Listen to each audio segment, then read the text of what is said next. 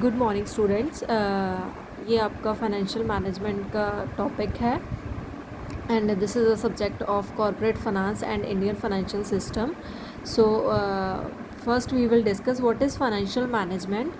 So finance can be defined as a provision of money, like it's a requirement of a money at the time when it is needed, like for every organization, whether it is a small organization, whether it is a medium organization, big organization, it has to carry its objective. Without finance we can't run our organization, or we can't fulfill our objective. So we can say like finance is a lifeblood of any organization. So here we can classify this finance into two parts, like the public finance and the private finance. So public finance, it deals with the requirement and receipt and distribution of funds, like the funds from the government institution, the state government, local self government and the central government. ठीक है, जो हमें funds हमारी government provide करती है, या कोई भी तरह की state government है, whether it is a local self government या central government है ना, like Delhi से. So if we have to talk about the private finance, it's all about the non-profit organizations जो हमें finance provide करती हैं, या फिर हमारा जो business finance है ना, जो trade के regarding जो हमारे पास finance available है, या फिर personal finance जो जैसे daily needs के लिए हमें जो finance चाहिए. So it is all about finance, and here we can discuss what the three approaches of the finance, like what are the three different approaches. First one is, the first approach क्या देती है हमें finance as to provide funds needed by a business, ठीक है, on the monetary terms. And second approach, like that relates to cash, and third it is all about raising funds, कि हमें funds को कैसे raise करना है, ठीक है, उनका proper utilization कैसे करनी है, ठीक है. So we can say that business finance is a process or the activity in which we usually focus कि हमें funds कैसे acquire करने हैं, हमें how we can utilize that funds, and how we distribute the profits by the business. Okay, so here it is given the definition of a finance, like the what is financial management. So financial management is an era of financial decision making, की harmonizing individuals motives and enterprise goals, जिसमें हमने अपने individual goals भी देखने हैं और individual goals भी देखने हैं, ठीक है. So we will discuss all the things. So next come to the aims of the finance. What are the different aims that could be in the business finance? So first one is acquiring sufficient funds. देखो whenever we have to acquire the funds, we the main focus of the business is like we can say the main function of finance is to assess the financial needs of the enterprise, कि हमारी financial needs क्या हैं, हमें उसको कैसे fulfill करना है, ठीक है. उसके बाद हमने ये देखना कि हमारा जो best suitable source कौन सा रहेगा उन funds को raise करने के लिए, ठीक है. Then we will consider like the sources should be on the basis of the long term and the short term. Like if we require the funds for the long term, we have to look upon the share capital and the debentures and the loan term loans, है ना. So we have to explore that. And if a concern with the long gestation period means कि जब आपने business start किया है उसके बाद जब हमने investment करते हैं तो हमारा cost ही incur होती है ना, till the time you are not able to earning the profit from your expenditures, out of your expenditure, that is the gestation period, ठीक है. If any concern that is with a longer gestation period that should rely more on the owner of funds instead of the interest bearing securities, ठीक है. So उसको ज़्यादा funds किससे चाहिए, owner से, ठीक है. Like because the profit may not be there for the some years, क्योंकि हमें कुछ टाइम के लिए प्रॉफिट तो मिलना नहीं है, ठीक है. अगर हम दूसरों से रेज करेंगे तो उनको तो प्रोवाइड कुछ ना कुछ करना पड़ेगा. सो it may incur our cost, it may increase our cost. So we have to rely on the owner's fund. So in the long gestation period we will focus only for the owner's finance. Okay, next one is proper utilization of funds. So here it is second point कि हमें जो भी funds हमने acquire किए हैं उनकी proper utilisation करनी है. सो रेजिंग फ़ंड हमने कर लिया कि हमने फ़ंड्स कैसे रेज़ करने हैं, बट अगर आपने उसकी प्रॉपर यूटिलाइजेशन नहीं करी, ठीक है, कि उसको प्रॉपरली यूटिलाइज़ कैसे करना है हमने, है ना, प्रोडक्शन में कैसे लेके आना, सो दैट कि हमारे प्रॉफिट्स इंक्रीज़ हो सकें, ठीक है. The funds should be used in a such a way like the maximum benefits is derived from them, ठीक है. हमने मैक्सिमम टू मैक्सिमम आउटपुट लेने की कोशिश करनी है कि जो भी हमने पैसा लगाया है उसका हमें जो मैक्सिमम रिटर्न मिल सकता है ना, वो हम एक्वायर कर लें. अगर हम वो एक्वायर कर लेंगे then we will able to acquire the earn the more profit, और we will able to manage the aim of maximum utilization of the funds, ठीक है. So the return from these funds should be more in their cost, ठीक है. जितनी हमें cost लगी है, for example हमारी कॉस्ट आई है फंड रेज करने में 5 लाख, ठीक है, और हमारा जो अर्निंग आ रही है वो हमारी आ रही है 6 लाख, ठीक है. सो जो हमने इन्वेस्टमेंट की है तो 1 लाख हमें प्रॉफिट आ रहा है. सो हमने ये देखना है कि उसको हम मैक्सिमाइज़ कैसे कर सकते हैं, ठीक है. So it should be insured that the funds do not remain idle, कि हमें फॉर एग्जांपल हमने ओवर कैपिटलाइजेशन कर ली कि हमें फंड्स रिक्वायर थे ओनली 4 लाख और हमने एक्वायर कर लिए 5 लाख, ठीक है. तो जब रेज़ करें हमने फंड्स 5 लाख तो 1 लाख हमारा आइडल पड़ा, बेकार पड़ा, उसका कोई यूज़ नहीं है, तो हमें वहाँ से रिटर्न कैसे मिलेगा मैक्सिमम, ठीक है. So every funds, every money, और जो भी आपने फंड्स एक्वायर किए हैं उनको हमने ये देखना है कि उनका प्रॉपर यूटिलाइजेशन हो सके, सो दैट कि हमारे बिज़नेस को बेनिफिशियल हो सके, ठीक है. सो ये हो गया हमारा सेकंड एम, कि हमारा जो मेन ऑब्जेक्टिव है कि हमारा फाइनेंस का, कि हमने फ़ंड्स को एक्वायर कर लिया, उसकी प्रॉपर यूटिलाइजेशन कर ली, ठीक है. अब third one is the increase profitability. हमने ये देखना है कि हमने अपना जो प्रॉफिट है वो कैसे इंक्रीज़ करना है, like the planning and control of finance function, ठीक है. So aim at increasing the profitability, like we can say money generates money. अगर आपके पास पैसा है तो पैसा ही पैसे को खींचता है. We generally say like this thing, है ना. To increase the profitability sufficient funds will have to be invested. Like अगर हमारे पास इन्वेस्टमेंट करने के लिए कुछ भी नहीं है तो हम मनी कहाँ से रेज करेंगे ना. If we have money, like if we have 1 lakh then we will able to invest that money. Finance function should be planned like this, कि हमें जो inadequacy of funds that should not be face, ठीक है. We should not suffer from the inadequacy of funds, like the under capitalisation भी नहीं होनी चाहिए, over capitalisation भी नहीं होनी चाहिए. जैसे मैंने पहले पॉइंट में बताया कि हमारा जो फंड्स है जितनी हमें रिक्वायरमेंट है उतना ही होना चाहिए. फिर क्योंकि अदरवाइज़ ये जो हमें जो फंड्स एक्वायर किए हैं ये हमें ज़्यादा एक्सपेंसिव पड़ जाएंगे अगर हमारा प्रॉफिट इंक्रीज़ ना हुआ, ठीक है. So proper control should be exercised so that scarce resources are not fitted away from the uneconomical operations, ठीक है.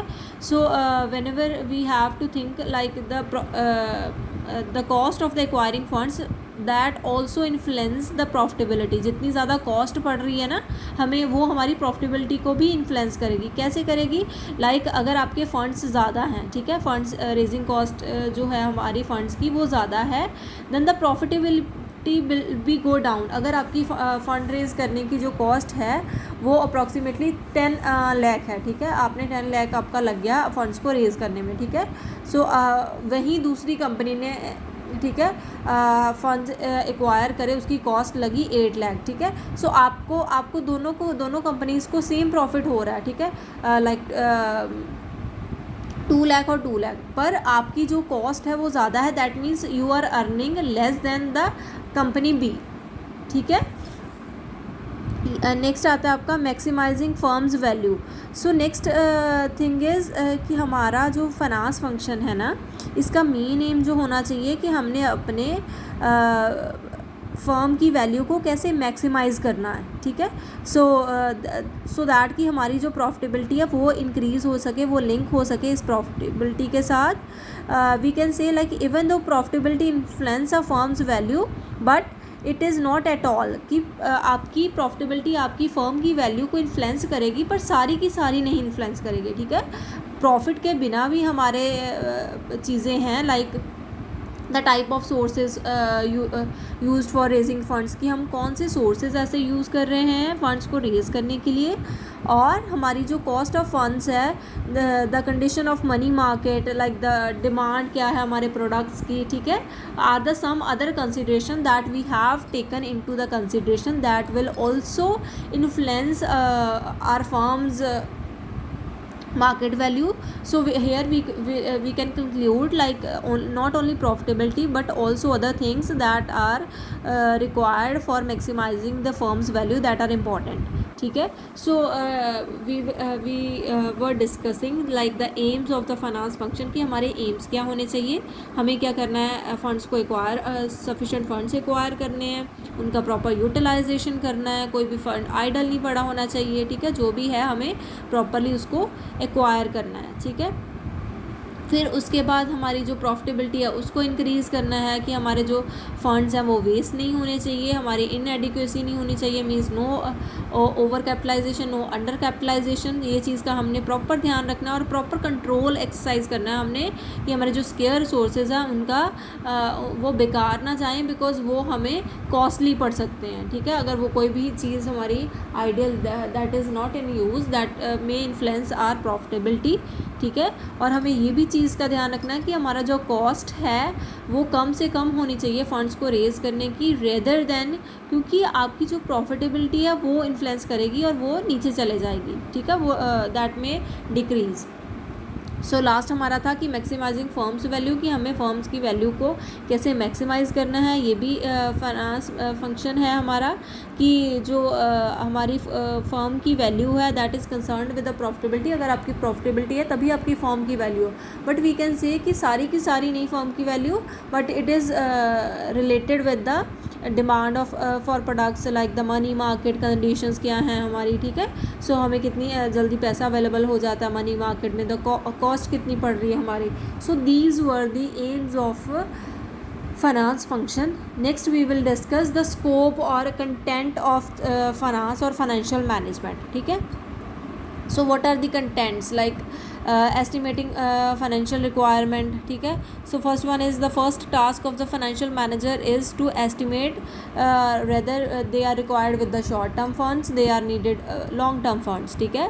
For this motive he have to think upon the financial plan, he have to prepare the financial plan for the present as for the future, कि हमारी जो requirement है वो किस चीज़ के लिए है, ठीक है, हमारी रिक्वायरमेंट कितनी है, फिक्स्ड एसेट हमें कितनी चाहिए, ठीक है, वर्किंग कैपिटल कितनी चाहिए। So we will have to think look upon purchasing fixed assets as well as the need of funds for the working capital.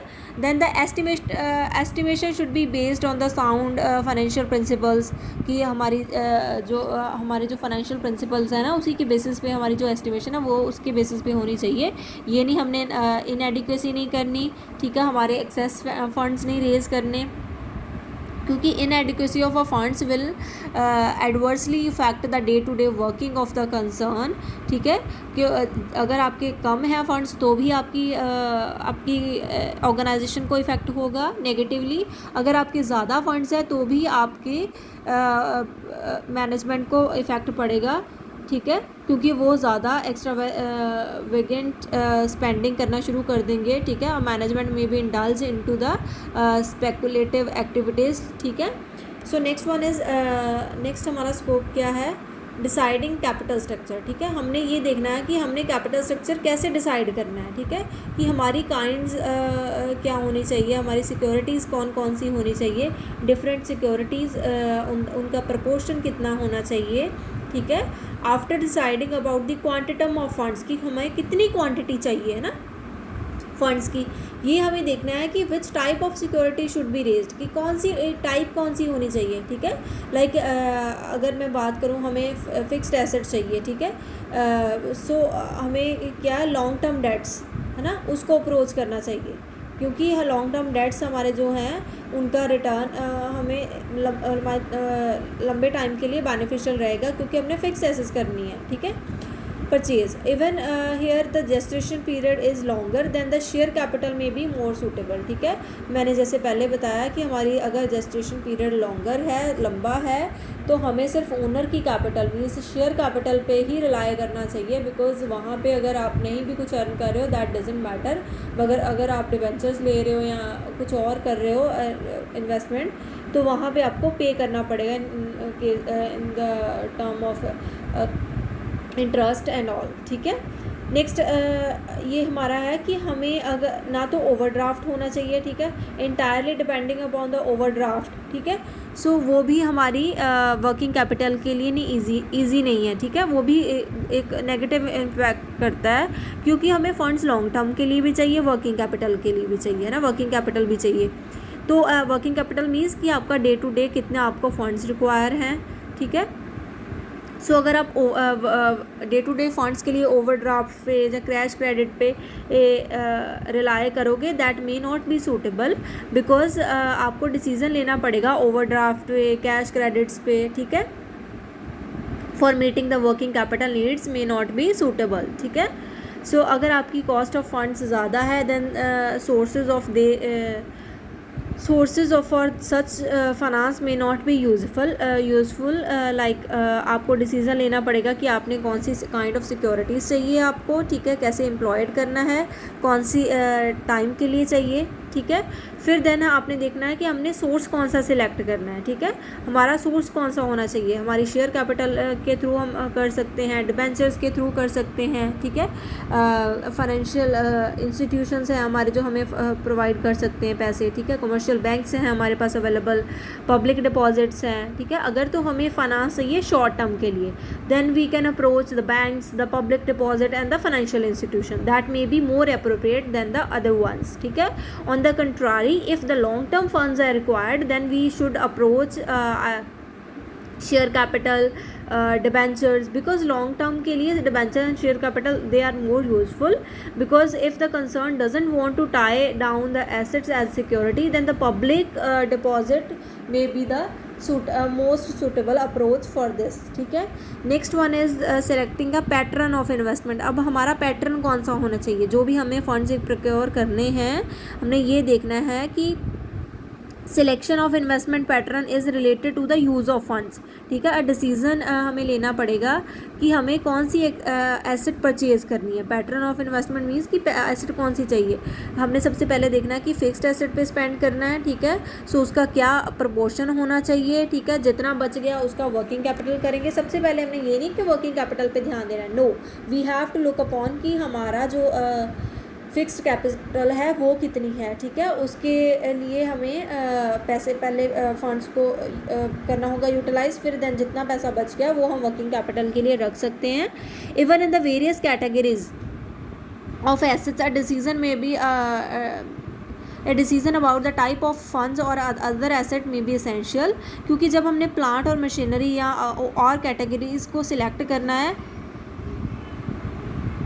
ठीक है, तो हमें ये चीज़ का ध्यान रखना पड़ेगा। The decision making technique such as capital budgeting, opportunity cost analysis, ये चीज़ों का भी हमें ध्यान रखना पड़ेगा, ठीक है। कैपिटल एक्सपेंडिचर देखने पड़ेंगे while spending on the various assets, हमें प्रिंसिपल्स, ठीक है, सो ये चीज़ों का ध्यान रखना पड़ेगा। प्रॉपर कैश मैनेजमेंट अब हमने देखनी है कि हमने कैश को कैसे मैनेज करना है, ठीक है, हमारी कैश सेल्स कितनी हो रही है, हमें जो क्रेडिटर्स को पेमेंट करनी है वो कैसे करनी है, कलेक्शन ऑफ डेट्स कैसे करना है, ठीक है। तो कैश मैनेजमेंट कैसे करनी है, that should not B shortage, ठीक है। क्रेडिट वर्थीनेस को क्योंकि इफ़ेक्ट करेगी, आपके पास अगर फंड्स की शॉर्टेज है या आप उसको टाइमली नहीं दे पा रहे हो, वो आप दोबारा से किसी से क्रेडिट लेने के लिए कोई पर्सन आप पे रिलाई नहीं करेगा, आपकी कंपनी पे, ठीक है। सो इसके लिए ज़रूरी है कि आप कैश फ्लो स्टेटमेंट रेगुलरली बनाते रहो, ठीक है। उसके बाद आता है आपका इम्प्लीमेंटिंग फाइनेंशियल कंट्रोल्स, की आपने financial control like various techniques we usually know, like the cost control क्या हो सकती है, रेशो एनालिसिस क्या हो सकता है, ठीक है। हमारा रिटर्न ऑन इन्वेस्टमेंट कितना है, कॉस्ट एंड इंटरनल ऑडिटिंग कितनी है, ठीक है। So these kind of the various tools we have to use for controlling the finance. Last one is the proper use of the surplus. अगर आपके पास surplus है तो उसको कैसे यूज़ करना है, ठीक है। हम सोच सकते हैं कि हम अपने बिज़नेस को एक्सपैंड कर दें, डाइवर्सिफिकेशन कर दें, ठीक है, क्योंकि हमारे शेयर होल्डर्स का इंटरेस्ट भी हमें ध्यान रखना है, ठीक है। सो प्रॉफिट्स को दोबारा जो है उसको फाइनेंस में दोबारा उसको इन्वेस्टमेंट करना ही बेस्ट रहेगा, क्योंकि यही हमारे बिज़नेस के लिए ज़्यादा यूज़फुल रहेगा, ठीक है। So finance manager should consider कि हमारे जो वेरियस फैक्टर्स हैं वो कौन कौन से हैं जो हमें इफेक्ट कर सकते हैं, like the trend of the earning of enterprise, हमारी एक्सपेक्टेड अर्निंग कितनी है, मार्केट वैल्यू कितनी है, ठीक है, हमारी नीड कितनी है फाइनेंशियल एक्सपेंशन की। So these kind of things we have to consider. So this was the topic about your aim, what is the meaning of financial management, what are the scope and contents of finance function या financial management. So thank you for the class.